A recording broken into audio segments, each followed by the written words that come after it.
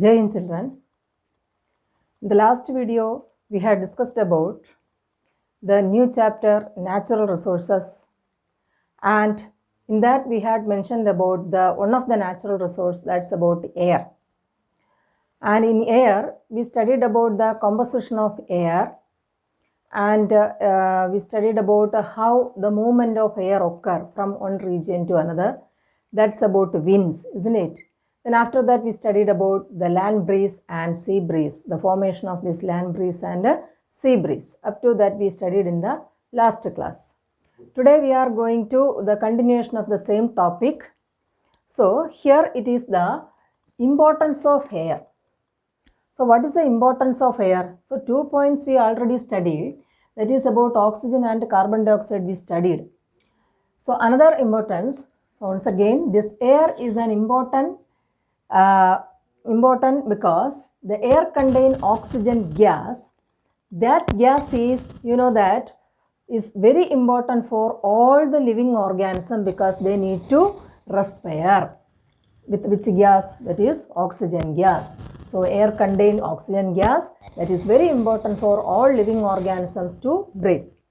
Then second one is, in the absence of this oxygen, decomposition processes cannot occur. You know that what is decomposition? That is breakdown of this waste material into simple compounds with the help of microorganism.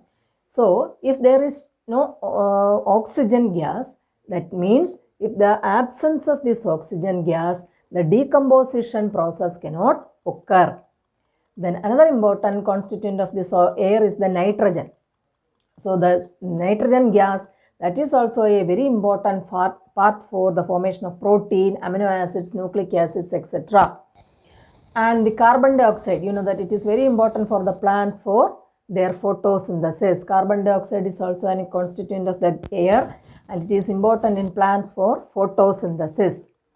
Then this air that moderates the environmental temperature. So, temperature is maintaining by whom? This atmosphere. That means air. Air moderates the environmental temperature.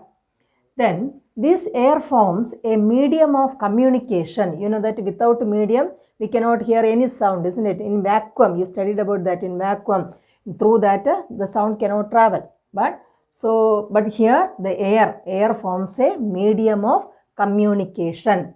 Then air brings clouds with it. So that is important for rainfall. So these are the importance of air. How this important air or how these natural resource such as air is getting polluted.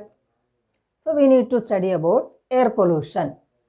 So first, what's about air pollution? So it is an undesirable change in the composition of air around us. It is an undesirable change in the composition of air around us. So undesirable, that means not desirable. Change that happening where? In the air. So that is called what? Air pollution. And those materials which cause pollution are called what? Pollutants. So which are the air pollutants? That may be a gaseous substance or may be a particulate matter such as suspended aerosols, etc. So these air pollutants may be a gaseous substance or it may be a particulate matter. That particulate matter is the suspended aerosol. Then which are the sources of air pollution? Mainly two sources are there: natural sources of air pollution and man-made sources of air pollution. So which are the natural sources? They may be forest fire, because of forest fire. Then ashes from the volcanoes, smoking volcanoes, ashes from the smoking volcanoes. Then the gases from the decaying organic matter. These will also lead to what? Air pollution, and these are natural sources of air pollution. Then which are the man-made sources of air pollution? That may be because of increasing urbanization, then population explosion, excessive use of petroleum products and the increased use of automobiles, then increased industrialization, then this deforestation. These all are responsible for what? Air pollution, and these are man-made sources of air pollution. So once again, what do you mean by air pollution? It is an undesirable change in the composition of air around us. So you know the composition of air. If something changed the amount or the percentage of that composition will leads to some change, then that will leads to air pollution. An undesirable change in the composition of air around us is called what? Air pollution. And the air pollutants are gaseous substances or they may be particulate matter. Particulate matter is the suspended aerosol. Then, which are the sources of air pollution? There are two sources are there. They are the natural sources and man-made sources. Natural sources of air pollution is forest fire, ashes from volcanoes, then gases from decaying organic matter, etc. Then man-made sources are increasing urbanization, population explosion, excessive use of automobiles and petroleum products. Excessive use of automobiles and petroleum products. Then increased industrialization, then deforestation. Increased industrialization, then deforestation. These are the man-made sources of air pollution. What are the harmful effects of this air pollution? What are the harmful effects? The first one is, you know that this air pollution is because of the burning of fossil fuels, or I told that because of the increased use of petroleum products. So, the burning of these coal and petroleum. This coal and petroleum consists of small amount of nitrogen and sulfur. This coal and petroleum. The petroleum products that contain what? Small amount of nitrogen and sulfur. And when these coal and petroleum burn, what will happen? When this coal and petroleum burn, these will produce oxides of this nitrogen and sulfur. While these petroleum products will burn, these produce nitrogen oxides and their sulfur oxides. So that while this coal and petroleum burn, they will produce what? Oxides of nitrogen and sulfur. Then when these oxides of nitrogen and sulfur inhale, that is highly toxic to our body. So if we are regularly inhaling these oxides of nitrogen and sulfur, that is highly toxic to our body. Then when these oxides of nitrogen and sulfur dissolve in rainwater, and that will form as what? Acid rain. So when these oxides of nitrogen and sulfur dissolve in rainwater, then that will come down as what? Acid rain. And you studied in different classes what is the effect of this acid rain, etc., isn't it? Then when these oxides of nitrogen and sulfur, these produce unburned carbon particles. These produce what? Unburned carbon particles. And these unburned carbon particles, you also know that it is known as what? Hydrocarbons. Hydrocarbons. These unburned carbon particles suspended particles are released where? Into the air. And they lower the visibility on roads, especially in cold weather conditions when water also condenses out of air, and that will form as what? A smog. And this smog is a clear indication of what? Air pollution. If smog is present in the atmosphere, then we can say that there is a heavy air pollution occur, or it's an air polluted area. So once again, what are the harmful effects of air pollution?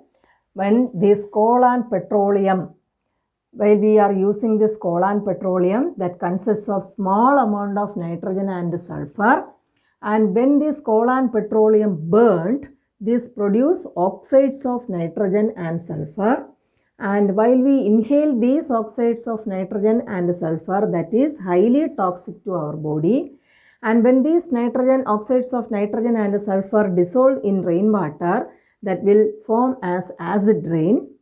And these coal and petroleum produce unburned carbon particles, that is hydrocarbons. and these hydrocarbons or these suspended particles are released in air, and they lower the visibility on roads, especially in cold weather, when water also condenses out of air and form as what? Smog. This smog is a clear indication of air pollution. And another point is, if we are regularly inhaling these gases, there is the chance of what? The cancer, then allergies, then heart diseases, etc. Heart diseases, etc. If we are regularly inhaling these gases, there may be a chance of what? The formation of cancers, then allergies, then heart diseases, etc. Then another association, you studied about lichens. So these lichens are very sensitive to air pollution. If the air pollution is increasing in a particular area, then these lichens slowly disappear from that area. They cannot grow in such an area. So these lichens are very sensitive to air pollution. Then what are these lichens? You studied in the 7th standard and 8th standard also. That is, these lichens are the symbiotic association of algae and fungi. It's a symbiotic association between algae and fungi. And these, you know that they are occur where? On rocks or in the tree trunks. You can see that these lichens are present on rocks and tree trunks. And these lichens will disappear in industrial and urban areas with the high air pollution, especially if these areas are with the sulfur dioxide. If the presence of sulfur dioxide is more, then these lichens will not grow in such an area. So that's about a lichen. So these are very sensitive to air pollution, and these lichens will not grow if there is the presence of sulfur dioxide, and they will slowly disappear in industrial and urban areas with a high air pollution. Then we can study about another important natural resource, that's water. So you know that fresh water is there, marine water is there. Then how we are getting this water? So first we need to know about rain. So formation of rain, formation of cloud, etc. So all of you know that winds that help in bringing rain, isn't it? Winds, because of the movement of air, that bringing rain. And this is an important source of fresh water. Which one? This rain is the important source of fresh water.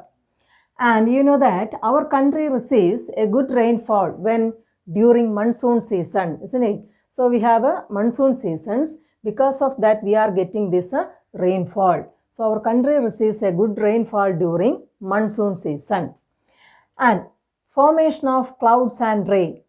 How these clouds are forming? For that, during daytime, temperature becomes very high. You know that because of the presence of sunlight, isn't it? Bright sunlight. During daytime, the temperature becomes very high. Then in such conditions, you know that water bodies such as ocean, lake, pond, etc., they get heated up and a large amount of water gets evaporated and it goes into the air. Once again, the formation of cloud. So it's an important question, how clouds are formed. So how? During daytime, temperature becomes very high. Then in such conditions, water bodies, which are the water bodies? Pond, lake, ocean, well, etc. These water bodies get heated up and a large amount of water gets evaporated and it goes into the air. Since we studied that hot air always what? Hot air rises up. Since hot air rises up, water vapors also rise up. And along with the air currents means wind. Air currents means wind. So along with the wind, these get distributed to different areas. So formation of clouds and the formation of rain, these two are very important questions. So answer is this one. So once again, during daytime, temperature becomes very high In such conditions, water bodies get heated up and a large amount of water gets evaporated and it goes into the air. Since hot air rises up, water vapors also rise up, and along with the air currents, these get distributed to different areas. Then the next step is, when the air rises up, it expands and cools. So we studied that as water in the previous step, that is hot air rises up, along with that water vapor also rises up. So when the air rises up, it expands and cools.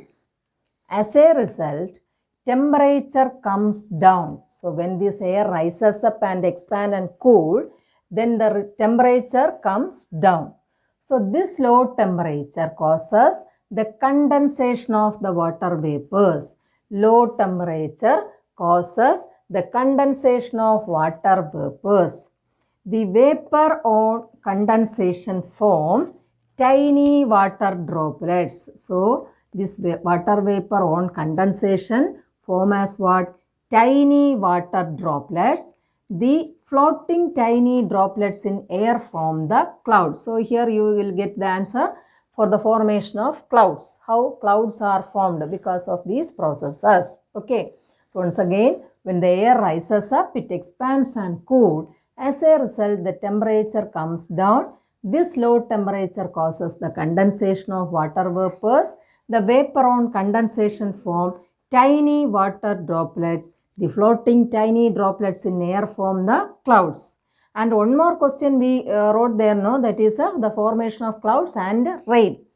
Then further the condensation increases, the size of the droplet, this condensation, again the condensation occur, that will increase what? Increases the size of the water droplets.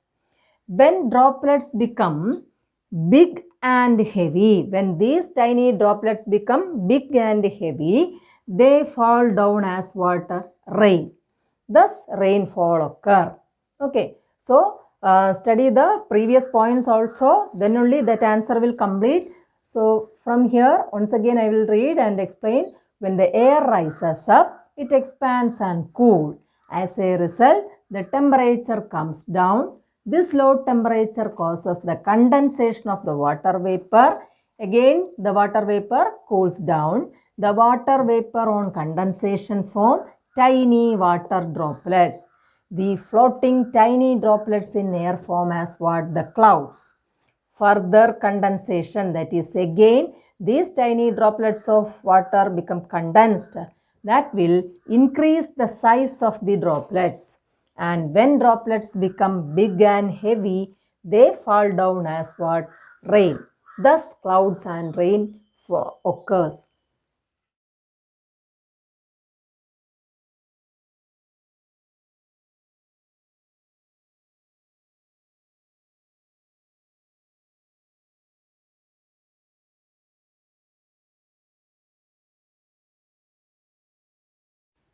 Thus, rain is formed because of this condensation and condensation.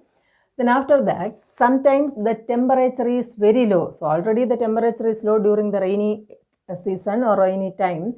Then sometimes the temperature is again become very low. At this time, due to excessive condensation, that is again the temperature is going down, that because of excessive condensation, precipitation may occur in the form of snow, sleet or hail. That is, again these droplets of rain become condensed or the temperature become low and the liquid form of this water becomes solid form, then it form as snow, sleet or hail. Then snow you know and hail also you know. What is sleet? The rainwater with some ice. So that is the sleet, rainwater with the ice. So these will form because of precipitation. It is once again, sometimes the temperature is very low. At this time, due to excessive condensation. At this time, due to excessive condensation, what will occur? Precipitation will occur, and that may occur in the form of what? Form of snow, sleet or hail. Then, rainfall pattern in India. So in India or wherever may be, the rainfall pattern are decided by the pattern of winds, are decided by the pattern of winds. But in India, in large parts of India, this rain is because of southwest and northwest monsoons, because of southwest and northwest monsoons.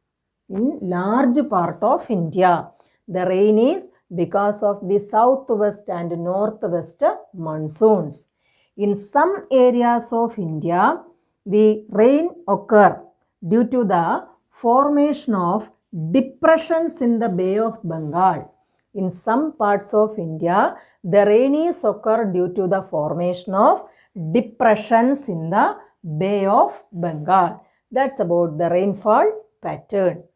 Next, water, a wonderful liquid, isn't it? It's a wonderful liquid because several uses are there, so many substances they dissolved in water, isn't it? So we can say it as a wonderful liquid. So water, it is the primary natural resource, isn't it? It is the primary natural resource. We cannot live without water. And which are the sources of this water?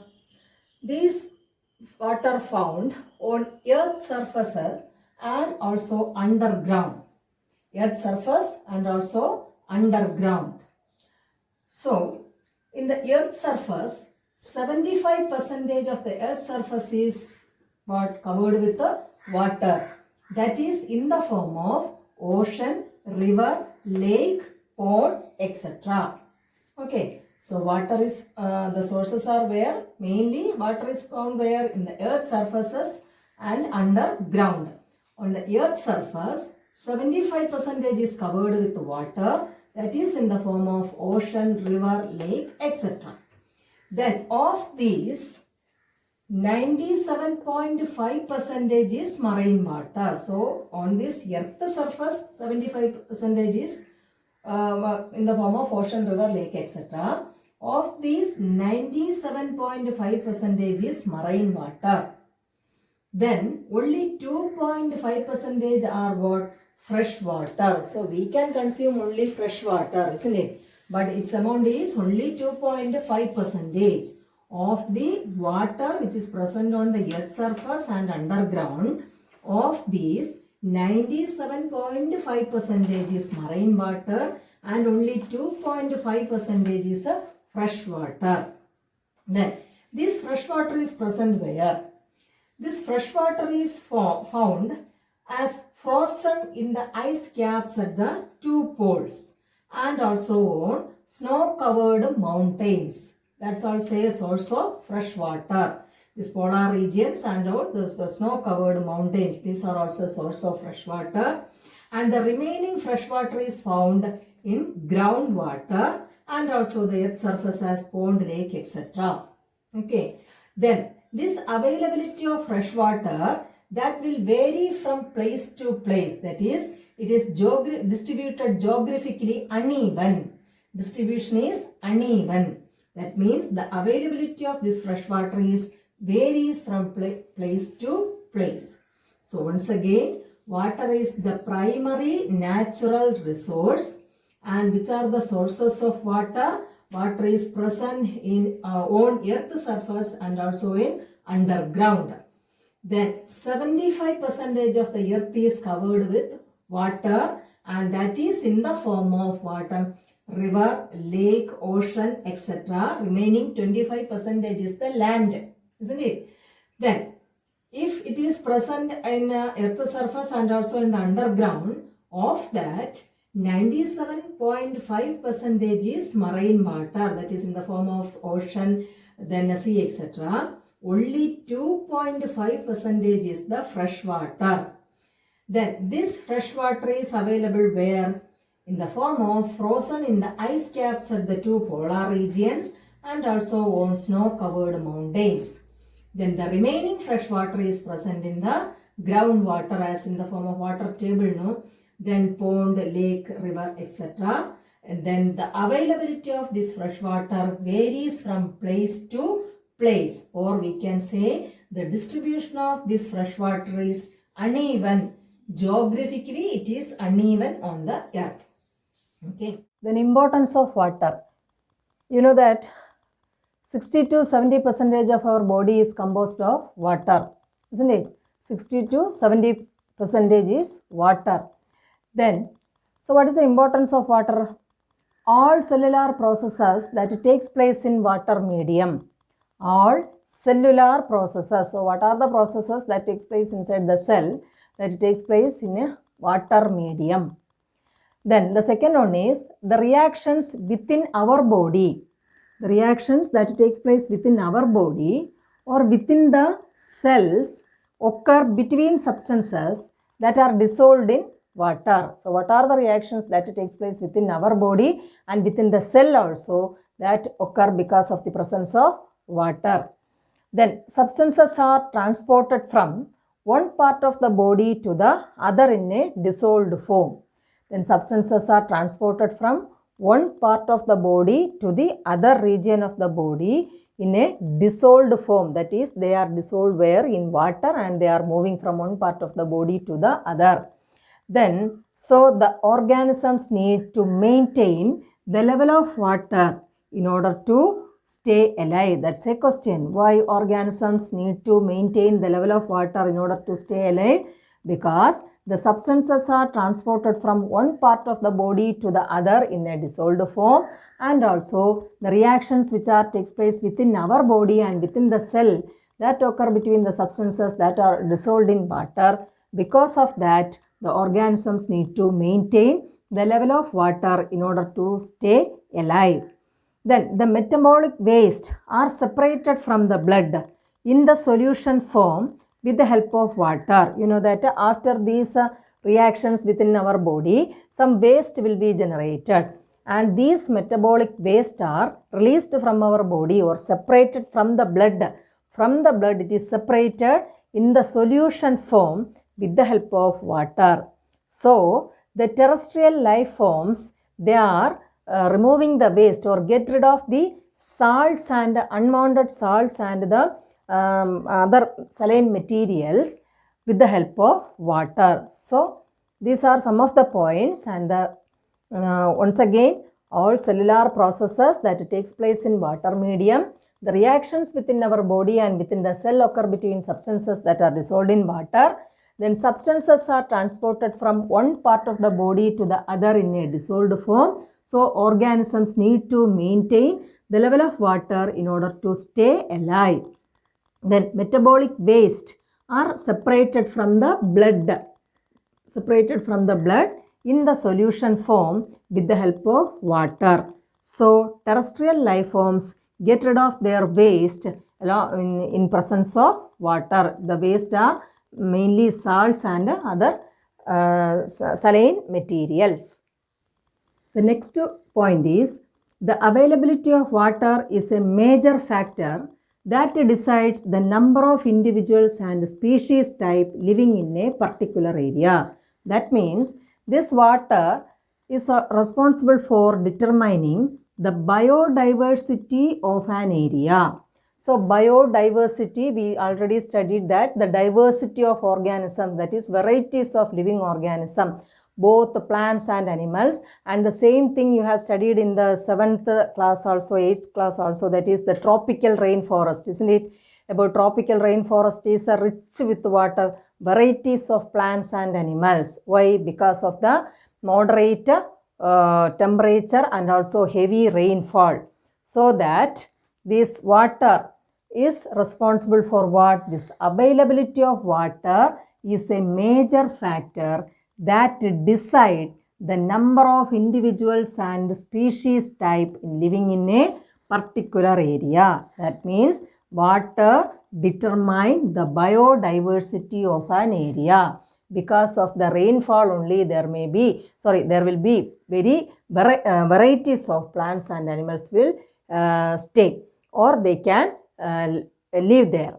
Then the other factors like the temperature and nature of soil also determine what? Biodiversity. The temperature and also the nature of soil also determine the biodiversity, but the water is one of the major resource which determine the life on land, isn't it? So water is the major factor that determine the biodiversity, but some other factors are also there, like temperature and nature of soil also depends, this biodiversity depends upon this. Then also the water is the major resource which determine the life on land.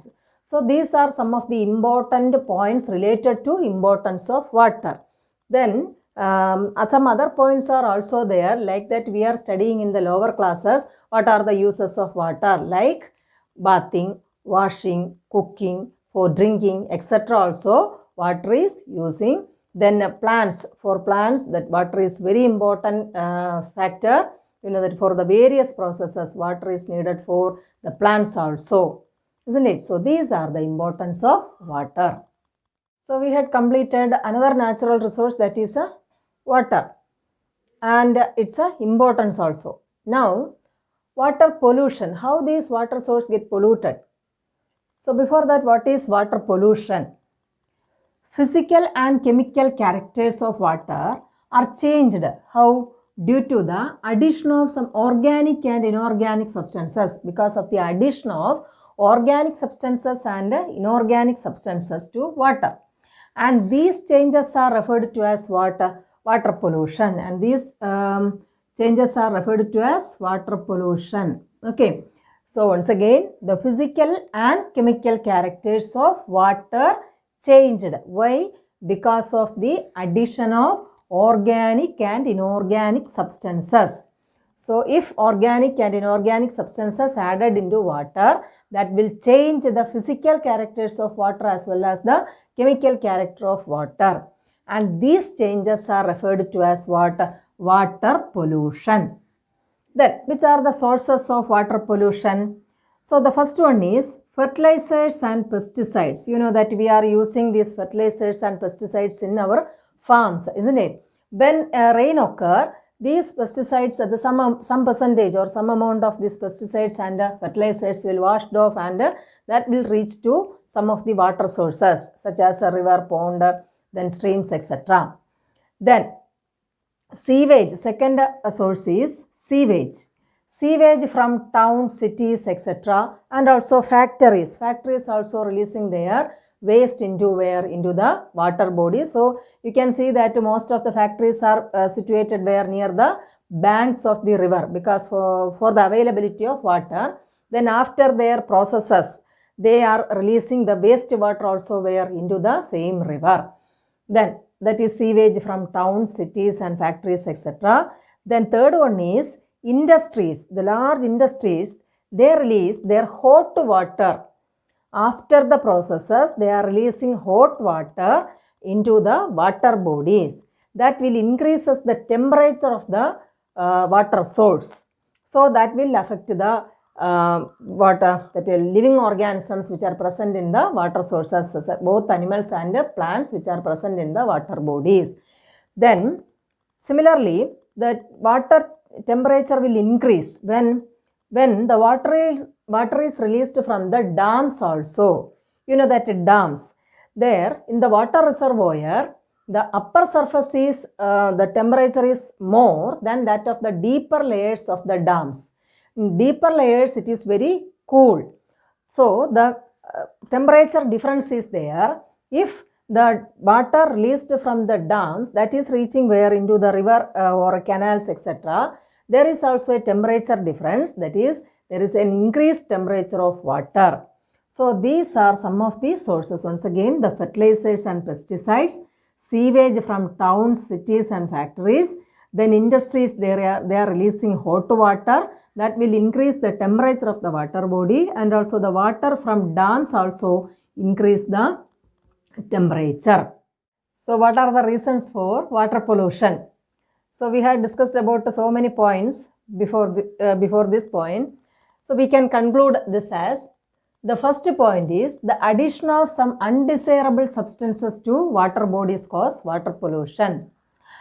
And the second one is the removal of desirable substances from water bodies also cause water pollution.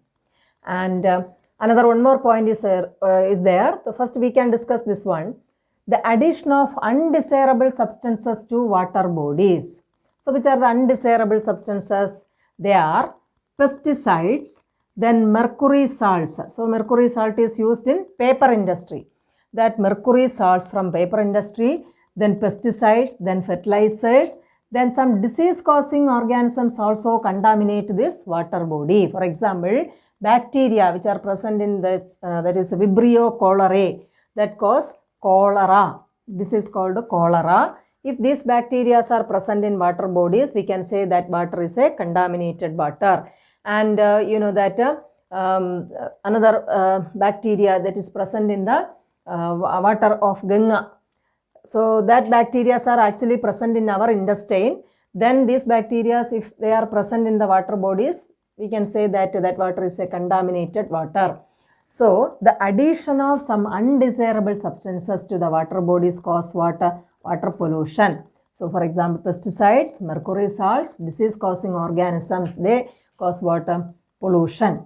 Then second point is the removal of desirable substances from the water bodies also cause water pollution.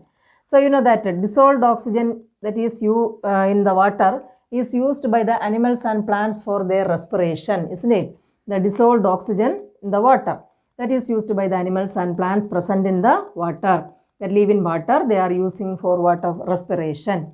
Any change that reduces the amount of this dissolved oxygen, if anything happened to this water bodies, and that will change the amount of dissolved oxygen in the water, that would adversely affect these organisms. That would adversely affect these organisms, both plants and animals. If the desirable substances are removed from the water bodies, that will also affect the plants and animals present in the water body. Then other nutrients could also be depleted from the water bodies. So if other nutrients which are present in the water bodies also depleted, then that will also leads to water pollution. So these are the first 2 points. Third point of the sources of water pollution is a change in temperature. So the change in temperature, aquatic organisms are used to a certain range of temperature. They need a certain range of temperature for what in the water body they live. For their survival, they need a medium temperature. And a sudden change in temperature, I told, because of that hot water released from the industries or from the water released from dams. So a sudden change in temperature would be dangerous for them or affect their breeding also, isn't it? How the eggs and larvae of various animals are particularly susceptible to the temperature changes. So once again, a change in temperature is also leads to water pollution. How? Aquatic organisms that are used, to a certain range of temperature in the water body they live. And a sudden change in temperature. At that time, remember how that temperature is changing because of hot water released from the industries and also the water released from the dams. So there is a sudden change in temperature will occur that would be dangerous for them or affect their breeding. Then the eggs and the larvae of various animals which are present in the water bodies are particularly susceptible to this temperature changes. So these are the sources of water pollution. Once again, some substances, that is the undesirable substances which are added to the water bodies are also leads to water pollution. Then the second point is the removal of desirable substances from the water bodies leads to water pollution. And the third point is a change in temperature is also leads to water pollution. Okay, let's recap today's class. So first one is about air pollution, and also we studied about the importance of air. Before that we studied about the importance of air. Then after that air pollution. Then the sources of air pollution also we studied. Then about rain and how clouds and rain formed, that also we studied. Then about another important natural resource, that is water. Then in that importance of water and also about water pollution. So what are the reasons for this water pollution? So these are the main points we had discussed today. So read the textbook. All these points are in your textbook also. Read the text and underline. Okay. Jai Hind and thank you.